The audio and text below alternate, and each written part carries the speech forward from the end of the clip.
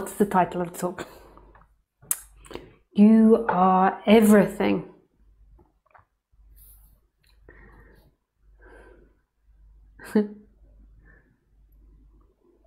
So who are you?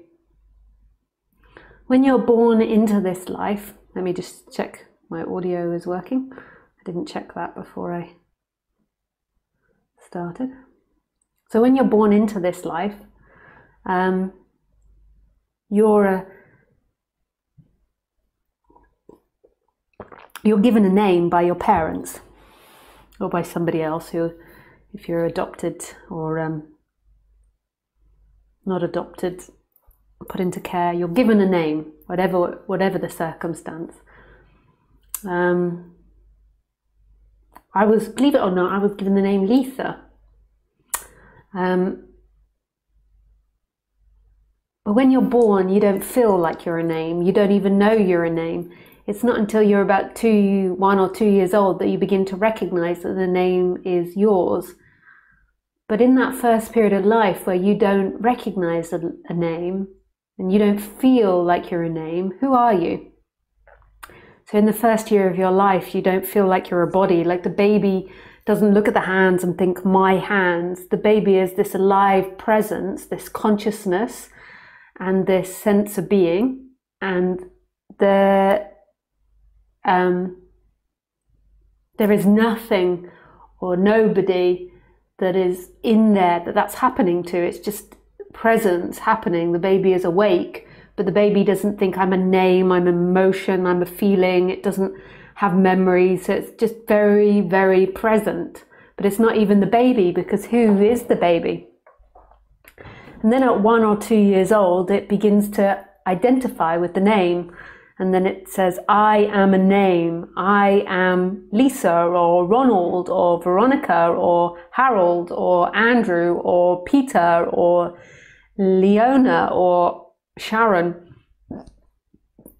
These are all very Christian names. I'm sorry for not expanding on my name repertoire. Muhammad. So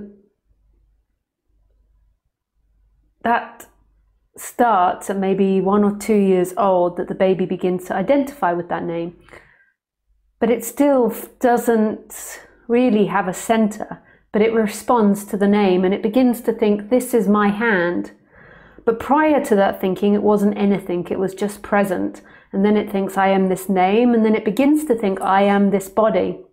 And as soon as that happens, the baby is living a lie. It's not living in line with reality anymore, it's living a lie, because who you are is not a hand, is not a body, and is not a name. But that begins, and as soon as that begins, there's a slight discomfort, like walking around with a pebble in your shoe, because it's not quite right. That's not who you are. You're something bigger than that. You're something more than that. And then what begins to happen is the baby identifies with more things. It begins to identify with its mother and its father and its family situation and its toys and its environment. And then when it goes to school, it identifies with its intellectual ability, and then what it's good at and what it's bad at, whether it's a good child or bad child or happy child or sad child or popular child or not popular child. And more identities arise. And the more that arises, the more there is a discontentment, and it feels like there's a bigger stone in your shoe, because it's not true that that's who you are. So it's like your experience is a lie. It's not true, and it doesn't really make sense. It doesn't all fit together, but this grows. And then you're told by society that what will make you happy is if you have a good reputation, if you're successful, if you have lots of money, if you have lots of success, if you're popular, if you have kids, if you have a home. So then there is a conclusion, well, the reason that I feel a bit uncomfortable or there's something wrong is because I haven't got all these things and I have to get all these things. So then it begins to seek to get all these things. And it begins to believe more and more in itself, and it thinks it's my responsibility to be happy in the future. And at first the game is exciting, but then it gets more and more tiresome because you can never complete the game. You can never arrive at this supposed place where you've got everything and you feel like, woohoo, I made it. It never happens. It just, more things present itself. It's like an endless battle, or it's like a hamster going around in the hamster wheel. It's not something you arrive at. And what you begin to believe yourself to be is sentences and images and memories and this sense of being somebody that's inside the body choosing things. But when you were a baby, when you were born, that wasn't who you were. You were this alive presence. And that presence is still there, but it feels like that presence and the story of you have become very close together. So you and that story are like interlocked, and you and presence are the same thing. So you're conscious, you're alive, you were born. You die, you have problems or you don't have problems. But there's something else, there's something that you've forgotten that's been overlooked, and it's total freedom. It's this alive presence, this empty looking, and this sense of I am. And this sense of I am and the empty looking is nothing and everything. So some teachers debunk that, and some teachers put that forward more. So when I say the I am and the consciousness, I don't mean consciousness as a thing. I mean consciousness as all things, not something which is conscious of all things or something which is personally aware in any way. It's all things. Consciousness is all things. You could even say there is no consciousness. And all things are no thing. So all things are made of a mysterious thought force which cannot be found, and we will title that not a thing found in this world. So all things, their source is not a thing found in this world. It's not like you can go and you can find a crystal, like in Superman. What was that crystal called? Superman had? I've forgotten. It's not like you can go and find this crystal and be like, aha, this is the source of all things. Dun, dun, dun, dun, dun. The source of everything is not a thing found in this world. You can't find the source. It isn't a thing. And scientists begin to prove that. Maybe you begin to think, okay, this lady is really insane. This doesn't make any sense. But scientists begin to prove this. So if you look at it from the stance of that we're made of atoms, and these atoms are made of neurons, protons, and no, that's it, neurons and protons. And then inside of these neuron protons, the smaller particles called quarks, and I think I've maybe skipped a few levels. I don't really know exactly. You have to go and research it, go and listen to a science talk. But then when you open up these quarks, there's nothing that can be found inside of them. So there's not something that they've got to this point where they've got to the smallest thing they can possibly find, and inside of that smallest thing is no thing, not a thing found in this world. So you could call it mysterious presence, God, whatever you want to call it, but it's not a thing that you can find in this world. That's why teachers call it emptiness or no thing. So when teachers also say that you are everything and that everything is that same source, so if you look at it from a scientific perspective, everything is made up of these atoms, and these atoms are lined in different ways. So if you were to take a microscope and look in at my skin, you would never actually find my skin. It's like fractals. It's really amazing. You go in and you find more and more detail. So you go in and you'd find other things. You never actually find a thing called skin or find a thing for water. If you zoom in, they begin to disappear, and then other things begin to appear. So if you go into skin, water begins to appear, or blood begins to appear, and then beyond blood there's lots of other things that I can't name because I don't know. And that's the same with everything. You never actually find the border to things. You think you do because you think like, this is a table and I'm touching it. But then when you begin to go into it, you're like, ah, this is a wood. And then inside the wood, there is air and water and I don't know what else, but lots. You can never actually find a thing. It's like this endless fractal experience that you go in, and then there's more and more and more endlessly. And then when they get to the tiniest thing they can possibly find, there's nothing inside of it. There's nothing at the source of everything.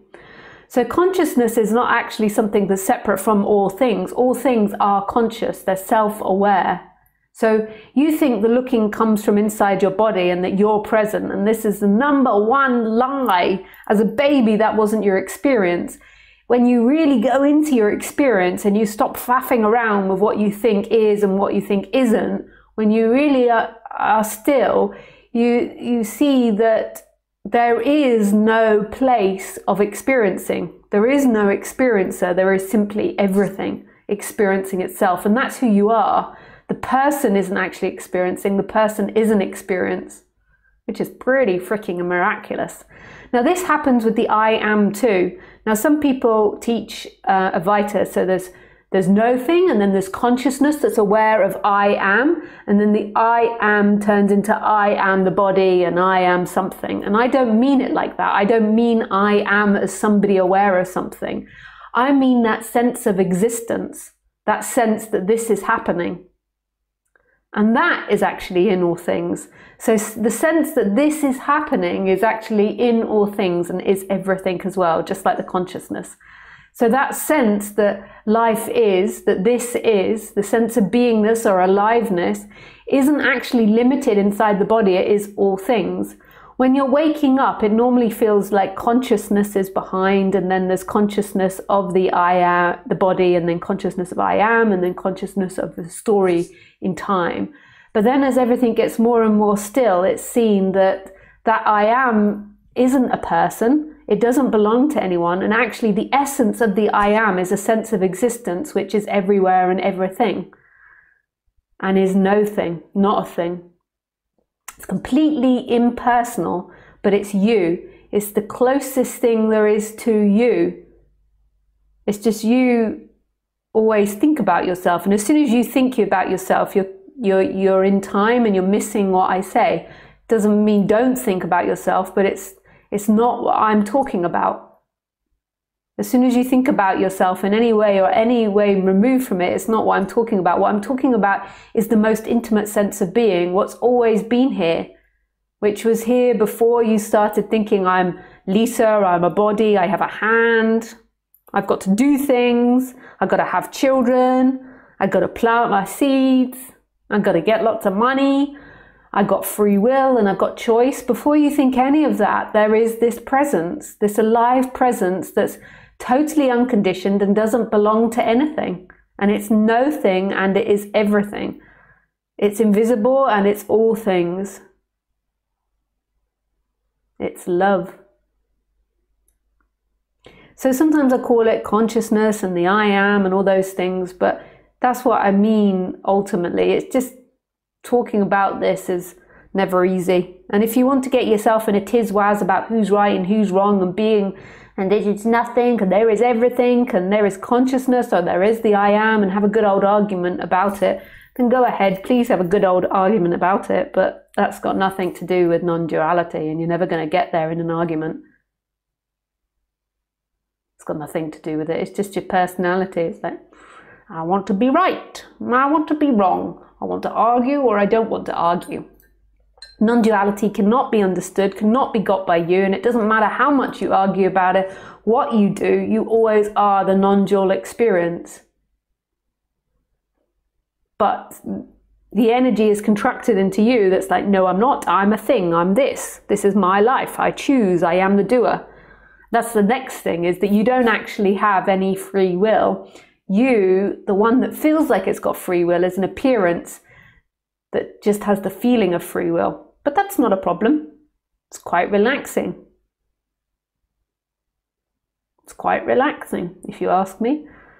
Life is happening. However, it feels like you have free will, so it feels like you have the choice between eating a banana or eating an apple.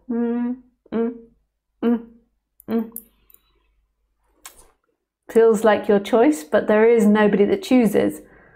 Who is this person that feels like it's in their choosing? It's just happening. It's so amazing. Like when you're driving your car, you're like, I'm driving, I am driving, I am driving. But who is driving? Like it's happening. It's way too complicated for you to be driving. Your hands like, boop, boop, boop, boop, boop, boop, dee, boop, boop, boop, boop, doo, depending on what country you're from, boop, boop, boop, boop, doo, or boop, boop, boop, boop, doo. If you've got a manual, it's just, you're just like breezing away if you've got a manual. Oh no, not a manual, an automatic. Like, how do you ride a bike? How do you speak? How do you think? But you're so quick to claim it and say, I think, I am thinking, I am choosing. But how do you do that? And where does it even begin? Like, when did you begin choosing something? 10 years ago?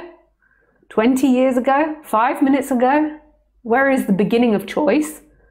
And where does it come from? Right here, right now, where does choice come from? Well, it comes from me. And what is this me? So you are everything, but you are also nothing. And it doesn't belong to you in any form or any abstraction or any removal. This is you as the most intimate sense of being, what's always been there. And this is freedom. And the humans are fucked until they realize this. Excuse my swearing. I don't know if I agree with swearing or not. I just do it. But I know that some people it offends. And some people think the vibration of it energetically affects them. But, you know, I don't know. I just swear sometimes and sometimes not. If it helps, I'll swear in French and then you won't know. And then energetically, you might think I'm saying something like happy, and then you might have a positive energetic response to it if you believe in that type of thing. Mad, but I'll say it happy. Mad.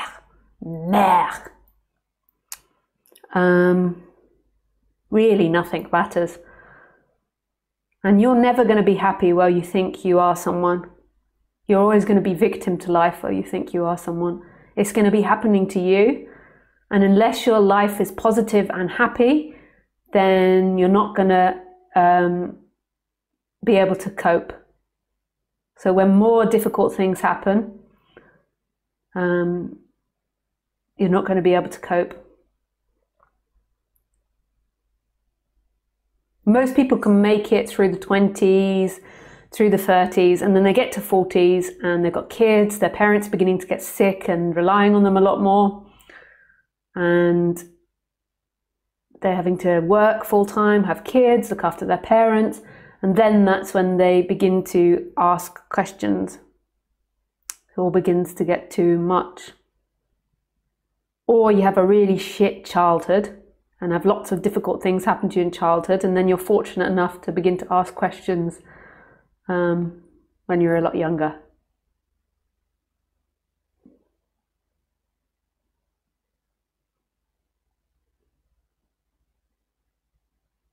Or you're just had many, you're just in the life of waking up. So you didn't have a difficult childhood, but you just have that energy that wakes up without any suffering.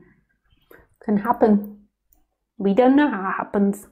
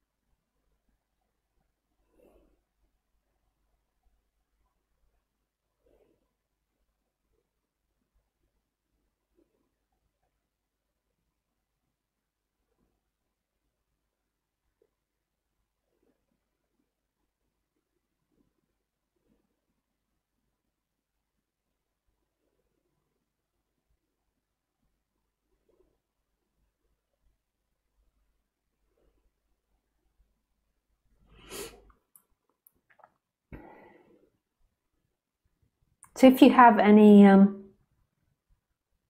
questions, you're welcome to write it in Skype. My Skype address is Lisa Cairns 12, and you can see it in the box below. I tend not to read the YouTube chat, but sometimes I do if I've run out of questions. You can also call me, so you can just write, I want to call you, Lisa, or you can call in. And if you want to call in, please use a headset with a microphone, otherwise it's slightly uncomfortable for other people. So back to the title, you are everything, but who is this you? Who are you? This is the most profound question, and that's the only way to freedom. Life is never going to work out. I know that this is a little bit of a secret, which our society tends to try and keep away from us, but everyone's going to die. Everyone. Your mum, your dad, your kids, you.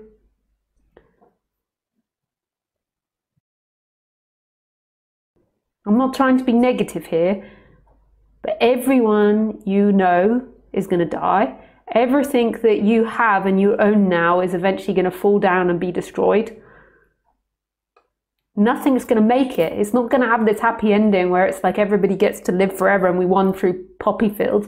Imagine if everyone was living forever. So we invented this thing where everyone gets to live forever, but then we carried on having children. This would be a disaster. And would you really want to be hanging out with like 600-year-old people? I mean, what would they look like after 600 years of life? There's a reason why it's set up the way it's set up. I was like, Lisa, Jesus, do you really need to bring the deaf thing in? You're bringing the whole tone of the talk down. Talk about negative thinking. Well, and it's going to be, your life is going to be a series of pleasures or pains. You get things and you don't get things. It comes and it goes. If you are identified with the body, with pleasure and pain, then it's always going to be, in the end, a life of suffering. You'll have great highs. You'll be like, yoo-hoo, I'm a superhero. I managed to achieve this. And then the next day it will begin to go. And then you'll not be the top ranking fisherman in the world. You'll be like the second or the third or the fourth or the 100th. Or this will happen or that will happen.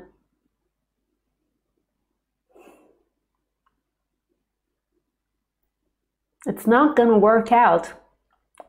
The only chance you've got in this life for freedom is to realize that you don't exist. This you that you've been trying to maintain, this you that you've been trying to hold on to does not exist.